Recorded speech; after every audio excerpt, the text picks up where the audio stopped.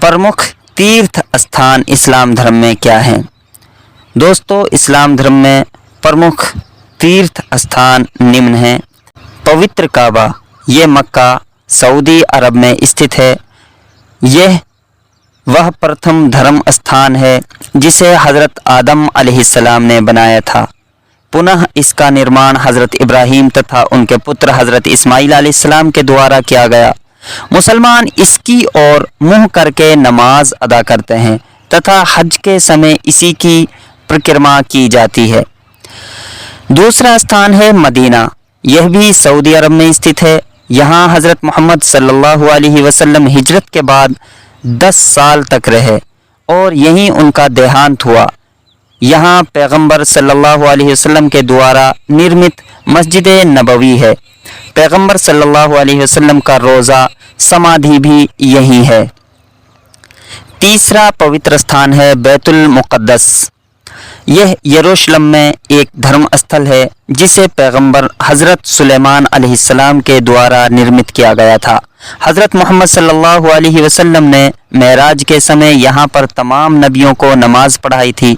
सन 2 हिजरी तक इसी की ओर मुँह करके नमाज अदा करते थे, इसलिए इसे क़िबला-ए अव्वल भी कहते हैं।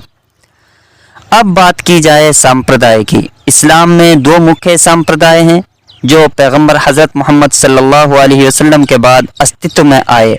दोनों संप्रदाय इस्लाम की बुनियादी बातों को मानते हैं, केवल कुछ छोटी मोटी बातों में अंतर पाया जाता है। नंबर 1 है सुन्नी। पैगंबर हज़रत मोहम्मद सल्लल्लाहु अलैहि वसल्लम के देहांत के बाद सर्वसम्मति से हज़रत अबू बकर रज़ियल्लाहु अन्हु को खलीफा यानी कि उनका उत्तराधिकारी नियुक्त कर दिया गया। उसके बाद प्रतिनिधि मंडल के परामर्श से हज़रत अबू बकर ने हज़रत उमर रज़ियल्लाहु अन्हु को तथा उन्होंने भी परामर्श से हज़रत उस्मान रज़ियल्लाहु अन्हु को खलीफा चुना, परंतु उथल पुथल के कारण उन्हें शहीद कर दिया गया।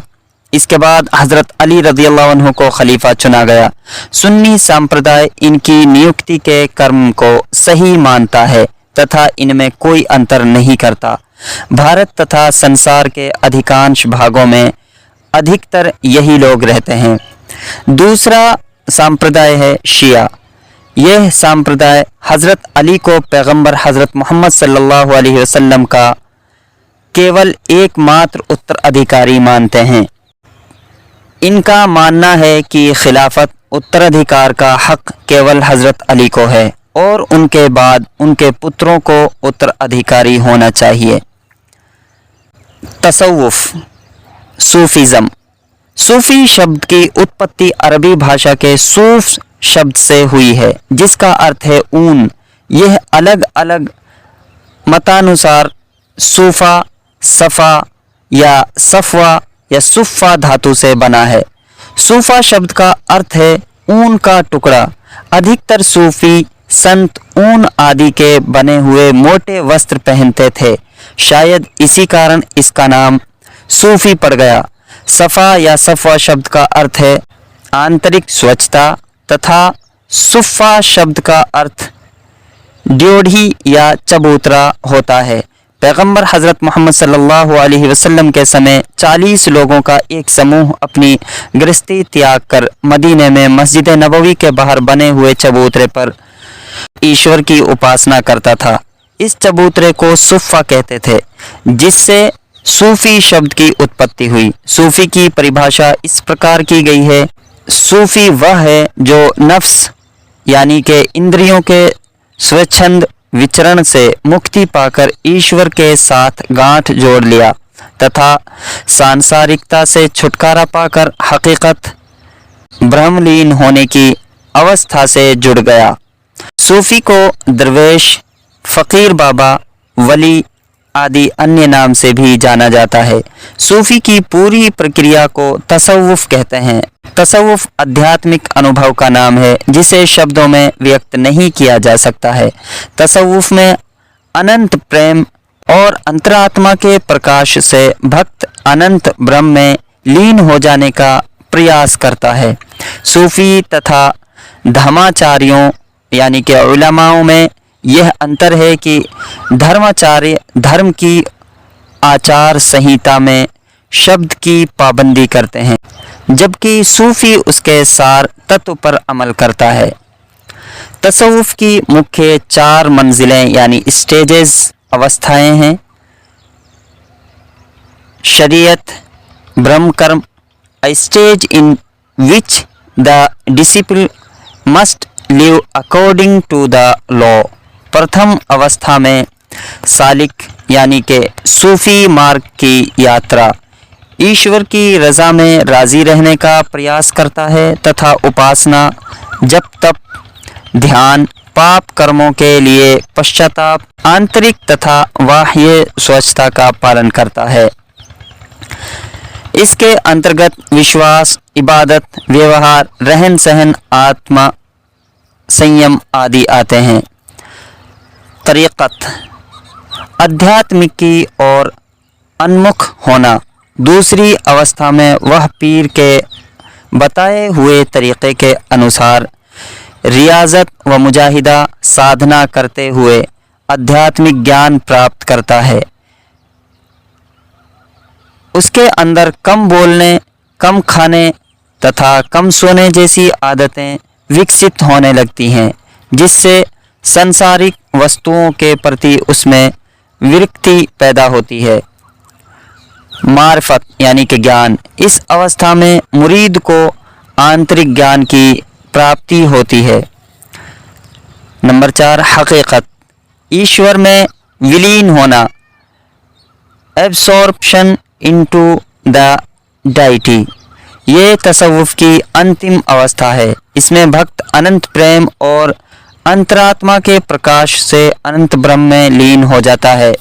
सालिक की आध्यात्मिक प्रगति की देखभाल करने के लिए प्रत्येक सूफी को एक आध्यात्मिक गुरु की आवश्यकता होती है। वह पीर, शेख, गुरु उसे ईश्वर में विलीन होने की अनेक अवस्थाओं की ओर ले जाता है।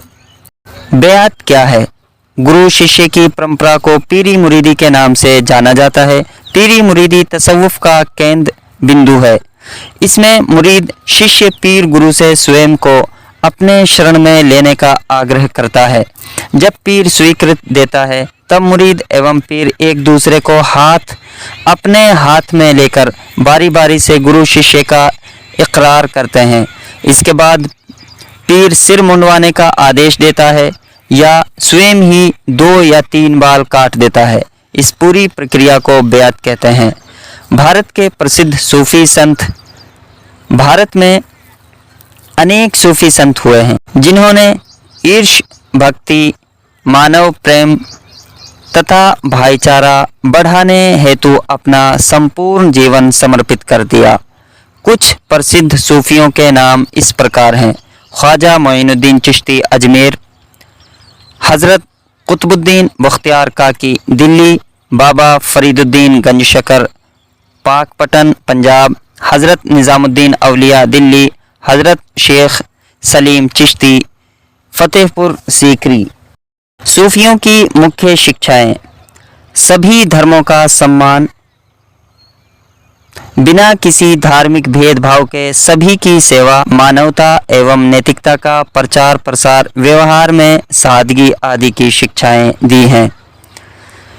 उपसंहार: इस्लाम की शिक्षाएं आसान, साधारण तथा व्यवहारिक हैं। इस्लाम जीवन के प्रत्येक क्षेत्र में मार्गदर्शक है। यह किसी विशेष समूह या जाति के लिए नहीं बल्कि संपूर्ण मानव जाति के लिए है। हज़रत मोहम्मद सल्लल्लाहु अलैहि वसल्लम को संपूर्ण संसार का नबी बनाया गया। इस्लाम समस्त मानव जाति को खुदा का परिवार मानता है और पूरी मानव जाति से प्रेम और भाईचारे की शिक्षा देता है। इस प्रकार इस्लाम विश्व बंधुत्व का संदेशवाहक है। भारत में इस्लाम धर्म का आगमन हज़रत मोहम्मद सल्लल्लाहु अलैहि वसल्लम के जीवन काल में ही व्यापारियों के द्वारा हो गया था।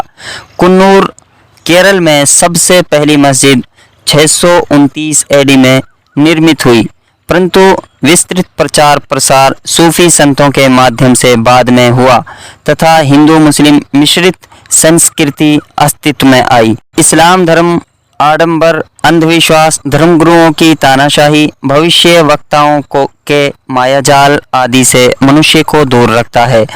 धर्म के संबंध में किसी भी प्रकार की जोर ज़बरदस्ती को इस्लाम में मना किया गया है। ये पवित्र कुरान में लिखा हुआ है। इस्लाम जीवन के दोनों भागों को अपनाते हुए और सांसारिक आवश्यकताओं को पूरा करते हुए अल्लाह की प्राप्ति का मार्ग दिखाता है। इस्लाम संन्यास में विश्वास नहीं रखता।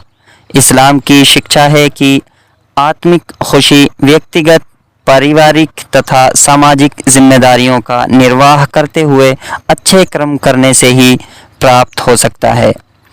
आज की वीडियो में बस इतना ही। कल फिर मिलते हैं एक नई वीडियो के साथ। जज़ाकल्लाहु खैर।